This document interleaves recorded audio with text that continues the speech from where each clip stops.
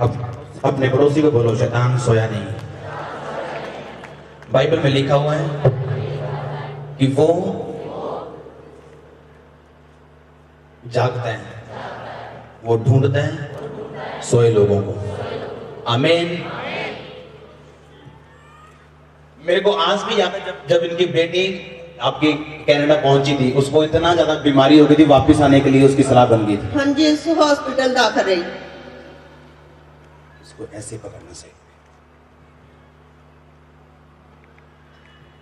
वो क्रिश्चियन जो रात को सोता है कभी जीत नहीं सकता, याद रखना। वो मसीही जो रात को सोता है वो कभी जीत नहीं सकता, याद रखना। अगर आप सारी रात सोते हैं तो आप जीत नहीं सकते। शैतान के लोग रात को जागते हैं 12 बजे के बाद। जितनी दुष्ट आत्माएं आप पे भेजी जाती है 12 बजे के बाद भेजी जाती है, और आप सोते हैं रात को, तो आप ये सोचते हैं कि आप जीत जाएंगे। आपका युद्ध शैतान के साथ है, शैतान के साथ है। आपकी लड़ाई शैतान के साथ है। आपको ये देखना है कि आप कितने लोग दौड़ देखते हैं, जब दौड़ते हैं, जब बड़ी दौड़, मैराथन जिसे बोलते हैं, लंबी दौड़ बोलते हैं। कुछ लोग दौड़ते हैं धीरे धीरे से शुरू करते हैं लंबी दौड़। कुछ लोग तेज दौड़ के जल्दी आगे पहुंच जाते हैं आशीष के, लेकिन तेज दौड़ने के बाद वो स्लो हो जाते हैं। लेकिन जो धीरे धीरे दौड़ रहा है वो अपनी आशीष को ले लेता है। मतलब धीरे दौड़ना नहीं, मतलब ये कि दौड़ में कभी भी कंसंट्रेशन को खराब नहीं करना है, चाहे आप आगे हैं चाहे आप पीछे हैं। अपने फोकस को नहीं छोड़ना है, अपने फोकस को आपने नहीं छोड़ना है। कितनों को समझ आ रही मेरी बात?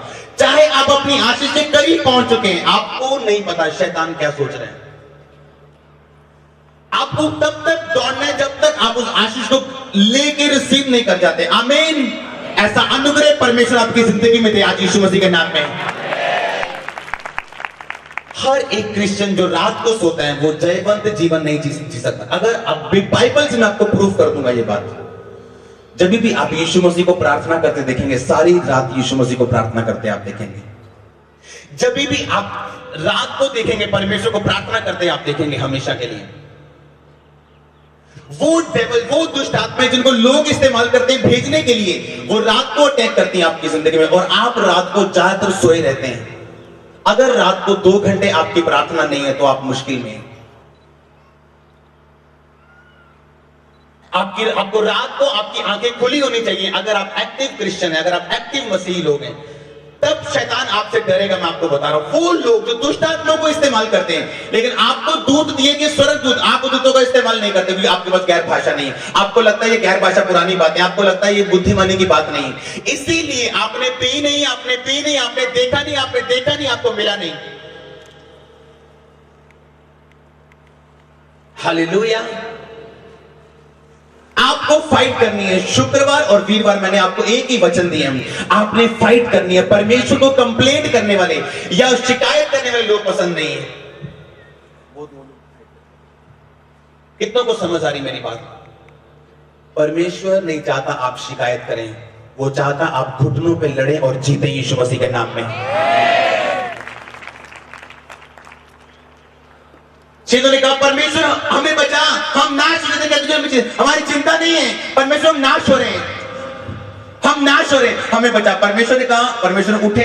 बाइबल में लिखा परमेश्वर ने कहा आंधी को शांत रहे और थम जा। लिखा जैसे परमेश्वर ने बोला शांत रहे और थम जा, वैसे ही हुआ उनकी जिंदगी में। परमेश्वर ने अपने चेलों से कहा तुम अब तक क्यों डरते हो, तुम्हें अब तक क्यों विश्वास नहीं, यानी तूने मुझे इस टाइम क्यों पुकारा अविश्वास के साथ। परमेश्वर को यह दिक्कत नहीं थी कि उन्होंने उसे पुकारा, दिक्कत यह थी कि डर के साथ उसे पुकार रहे थे। परमेश्वर का डर के साथ मुझे मत पुकार, जो मेरे पास है वो तेरे पास है।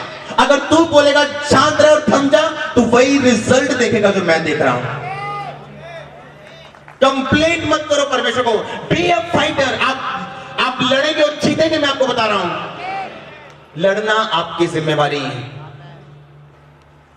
मैं अपने प्रेयर रूम में केवल परमेश्वर की एक बात बोलता हूं कि परमेश्वर मेरा हिस्सा कंप्लीट हो गया, अब आपका शुरू है।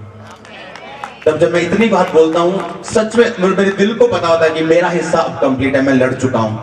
3-3 दिन में मैंने बड़े रिजल्ट देखे हैं अपनी जिंदगी में, 3-3 दिन में। हालेलुया। आज लोगों को पता नहीं कि परमेश्वर का वचन उनके जीवन में प्रैक्टिकल नॉलेज नहीं है, बाइबल की गहराई उनकी जिंदगी में प्रैक्टिकली नहीं, इसीलिए वो हमेशा या तो ओवर स्पिरिचुअल है या बिल्कुल स्पिरिचुअल नहीं है। आपको बैलेंस रहना है अगर आप परमेश्वर के उन चीजों का आनंद अपनी जिंदगी में लेना चाहते हैं। आमीन। जो दुष्ट आत्माएं रात को आप पे अटैक करने के लिए आती है और आप सो रहे होते हैं हमेशा के लिए, आपने फाइटर बनना है और जीतना है, लड़ना है अपने परिवार के लिए, लड़ना है अपनी कलीसिया के लिए, अपने लोगों के लिए, अपने आत्मिक जीवन के लिए। अगर आप लड़ेंगे नहीं तो जीतेंगे नहीं। बाइबल में लिखा हुआ है, हिजकिय्याह लड़ा अपनी उम्र के लिए और 15 साल उसने उम्र को और पाया। मूसा लड़ा अपने लोगों के लिए और लोगों को कनान दिखाया, देर चाहे जल्दी से वो लोगों के ऊपर था। परमेश्वर चाहता हम लड़े, कंप्लेंट ना करें, शिकायत ना करें और सिर्फ लड़ें। शिकायत करने वाले लोग परमेश्वर को पसंद नहीं। मूसा वगैरह, परमेश्वर तूने लोगों का कुछ भी छुटकारा नहीं किया, आगे समुद्र, पीछे फिरौन, अब क्या करेंगे? पीछे राजा मारने के लिए आ रहा, आगे समुद्र, आगे जाएंगे डूबेंगे, पीछे जाएंगे मरेंगे। परमेश्वर ने कहा मूसा मेरी दुहाई मत दे, जा और जो लाठी तुझे दी है समुद्र के आगे कर, वो समुद्र तो भाग होगा। आपके पास लाठी है, परमेश्वर का वचन, उसे जब आप दिखाएंगे अपनी बीमारी को वो तो भाग होगी। अगर आप हटे नहीं तो बीमारी जाएगी यीशु मसीह के नाम में। अगर आप थके नहीं तो गरीबी जाएगी यीशु मसीह के नाम में। या तो आपका अंगीकार बदलेगा कि परमेश्वर कुछ नहीं करता, या तो आपकी गरीबी अमीरी में बदलने वाली, या तो आपकी बीमारी फिर आपकी रिपोर्ट में बदलने वाली, जो आप यहाँ पे चंगाई की देने वाले यीशु मसीह के नाम में। इतनों को समझ आ रही मेरी बातें? या तो आप अपने पति की चुगली करेंगे कि वो दारू पीता है, या तो आप घुटनों पे लड़ेंगे और जीतेंगे, पति को सुधारेंगे आत्मा में। या तो पत्नी की चुगलियां करेंगे या तो उसको सुधारेंगे आत्मा में, घुटनों पे रह के। या तो आप कहेंगे कि मैं ये आशीष या श्राप है मेरे लिए, या आप कहेंगे ये चैलेंज है मेरे लिए और मैं इसे जीतूंगा जब मैं इसे लड़ूंगा। आम व्यक्ति अपनी जिंदगी में आने वाली हर चीज को आशीष या श्राप के रूप में लेता है। अच्छी चीज आए तो आशीष, बुरी आए तो श्राप। योद्धा उसे आशीष या श्राप के रूप में नहीं, चैलेंज के रूप में लेता है। अपने फ्रेम में लगी हर बुरी फोटो को वो अच्छी से चेंज करता है यीशु मसीह के नाम में। वो इनकार करता है गरीबी में जीना, इनकार करता है बीमारी में जीना। गरीबी में आप जी सकते हैं 2 साल 3 साल, लेकिन अगर आप लगातार गरीबी में, वो एक श्राप है आपके लिए, परीक्षा नहीं। हो सकता है आपको बीमारी का परमेश्वर परखे, लेकिन 1 साल 2 साल 3 साल या 4 साल, लेकिन अगर वो लंबी है तो वो श्राप है आपके लिए। वो श्राप टूटेंगे यीशु मसीह के नाम में। जब आपको अड़ा और खड़ा देखेंगे परमेश्वर के वचन के साथ, परमेश्वर के सामने और शैतान के सामने, वो टूटेंगे, बीमारियां जाएंगी, आप वो जीवन जिएंगे जिसके लिए परमेश्वर ने आपको अपने पास बुलाया। इतनों को समझ आ रही मेरी बातें?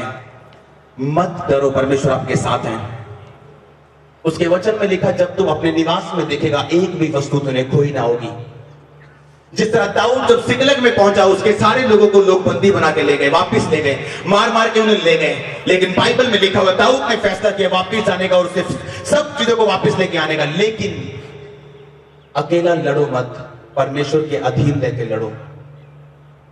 दाऊद ने एक बात कही जो आज तक मेरे दिल में छपी हुई है। जब उसने देखा उसके बच्चे दुश्मन ले गए, पत्नियां ले गए, उसके सब योद्धा के बच्चों पत्नियों को ले गए, उसने परमेश्वर से जाके पूछा कि परमेश्वर, क्या मैं उनका पीछा करूं? क्या मैं जाऊं?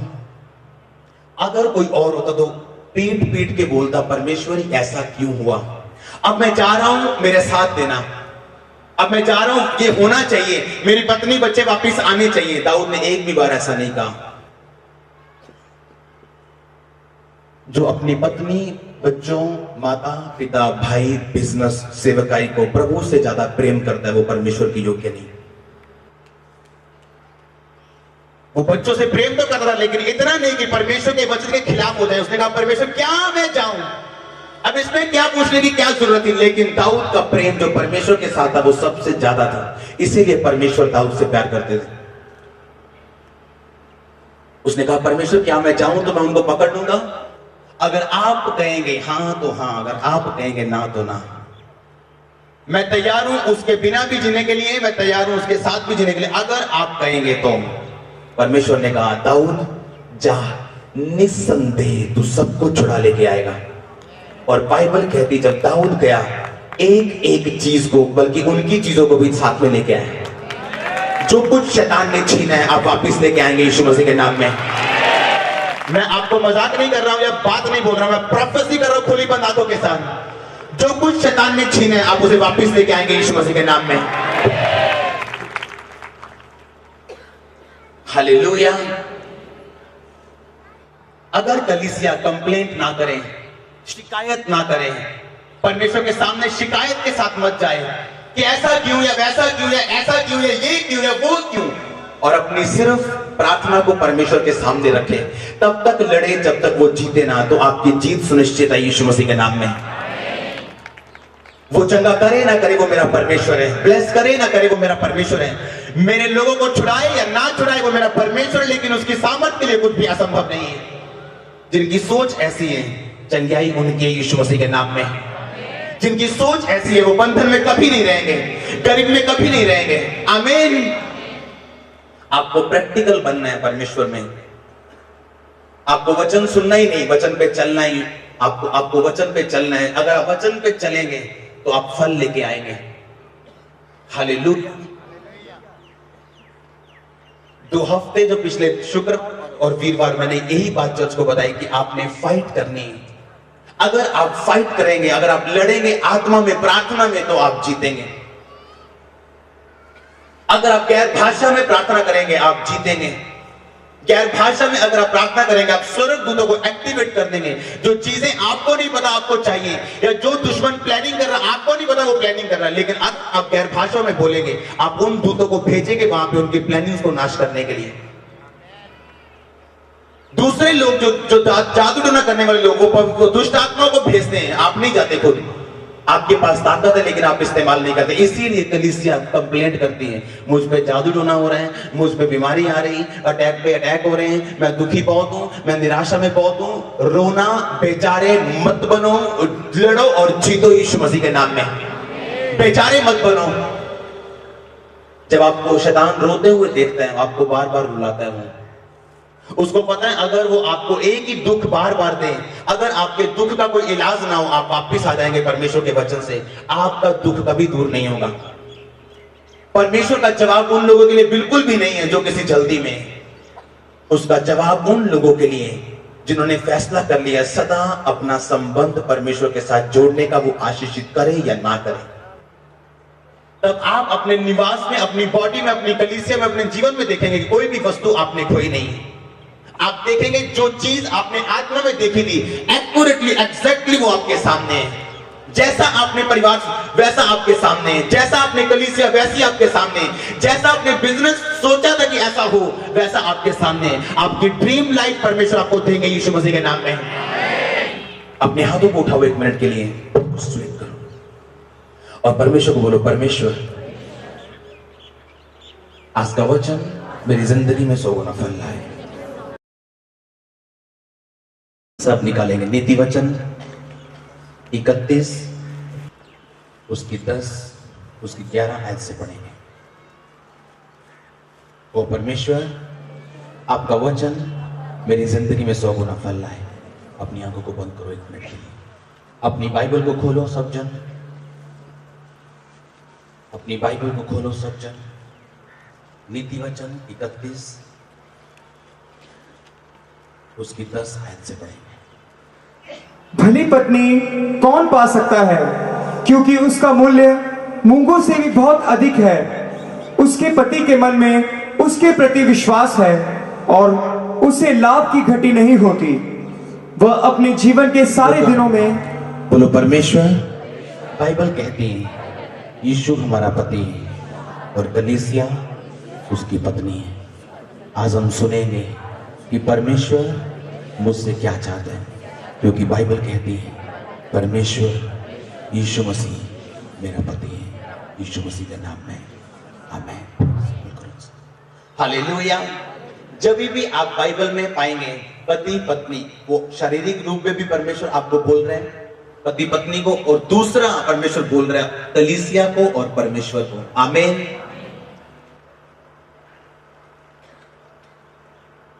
जब आप ध्यान से नीति वचन को पढ़ते हैं, अपनी बाइबल से को मैं तुमसे प्रेम करता हूं, अगर आप अपनी बाइबल से प्रेम नहीं करते तो आप एक आम इंसान हैं, अगर करते हैं तो खास इंसान हैं। आमीन।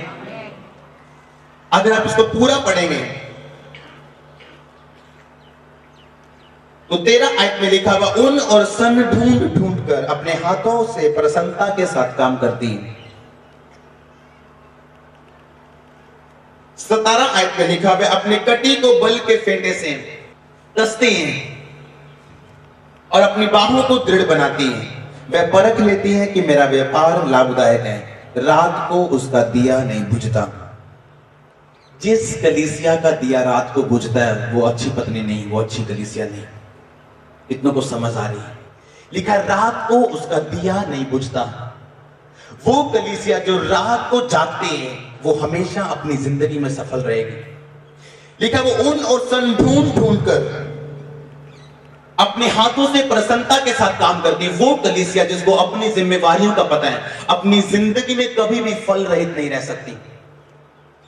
जिस तरह एक पत्नी अगर अपनी जिम्मेवारी को जानती है वो अपनी जिंदगी में कभी भी फल रहित नहीं रह सकती। लेकिन आज हम कलीसिया के बारे में बात करेंगे। आमीन। लिखा रात को उसका दिया नहीं बुझता, यानी वो प्रार्थना करने वाली वो कलीसिया है। जब आप 25 आयत को पढ़ते लिखा वो बल और प्रताप का पहरावा पहने रहती है और आने वाले काल पे हंसती है। जो कलीसिया रात को जागती है बल और प्रताप उसकी जिंदगी का हिस्सा रहता है।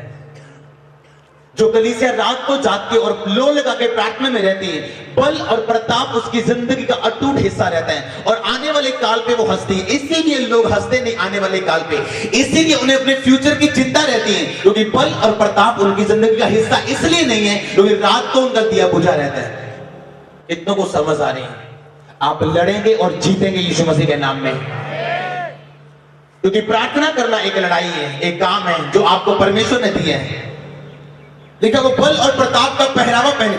26 आयत में लिखा हुआ बुद्धि की बात बोलती है, उसके वचन कृपा की शिक्षा के अनुसार होते हैं।